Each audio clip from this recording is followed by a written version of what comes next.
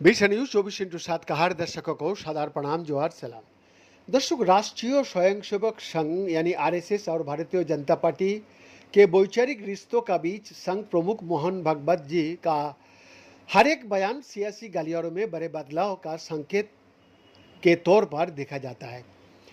जी हाँ, संघ प्रमुख जब कभी कोई बात कहते हैं तो कभी कभी बीजेपी की नीतियों के समर्थन के तौर पर देखा जाता है, तो कभी लगता है कि किसी बदलाव या सुधार का संकेत वो दे रहा है।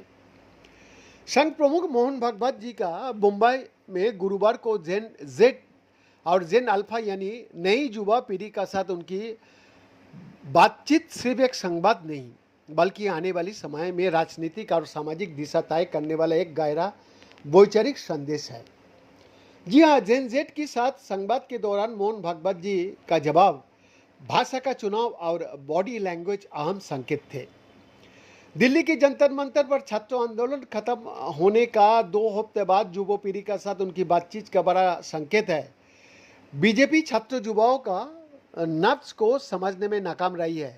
आरएसएस ने उसे बाखूबी समझते हुए युवा पीढ़ी को साधने की कोशिश शुरू कर दिया है। संघ प्रमुख का आउटरीच इवेंट उन छात्रों की विरोध प्रदर्शन का बात हुआ है जिन्होंने बीजेपी के नेतृत्व वाली केंद्र सरकार से बढ़ती दूरी को उजागर किया है, जो अब सत्ता से सवाल पूछने, जवाब मांगने और अपनी शिकायतों को लेकर सड़कों पर उतरने के लिए तैयार है। मुंबई के नेता मुकेश अंबानी कल्चरल सेंटर में संघ प्रमुख ने युवाओं के साथ संवाद किया। भागवत जी शायद ही कभी अंग्रेजी में बोलते हो, लेकिन गुरुवार को जेन जेड के साथ संवाद में उसी अंदाज अंग्रेजी और हिंदी दोनों भाषाओं में बातचीत कर रहे थे। दर्शक, युवा पीढ़ी का शिकायतों के संघ प्रमुख ने सुना और बाकायदा माना भी। उन्होंने छात्रों का विरोध करने के अधिकार का बचाव किया, साथ ही इस बात को भी खारिज कर दिया कि विरोध करने वाली युवा राष्ट्र विरोधी करार दिया जाए।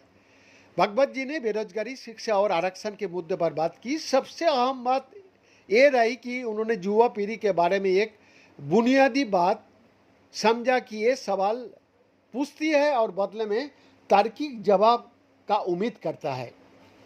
संघ प्रमुख मोहन भागवत जी का छात्रों के साथ संवाद का दौरान सबसे अहम राजनीतिक कदम ये था कि उन्होंने असहमति को देशद्रोह नहीं माना।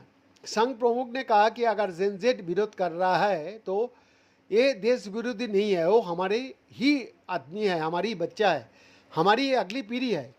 साथ ही उन्होंने कहा कि जेन जेड और जेन अल्फा मौजूदा पीढ़ी से ज़्यादा ईमानदार है, देशभक्ति है और सेवा करने का जज्बा रखता है। बेन का एक्सक्लूसिव।